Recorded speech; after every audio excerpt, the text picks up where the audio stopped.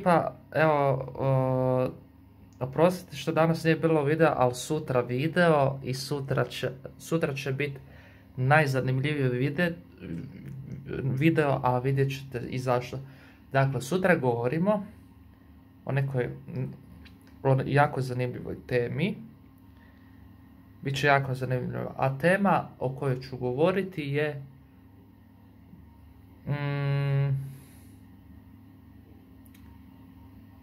šta mislite o kojoj ću temi govoriti? Govorit ću o...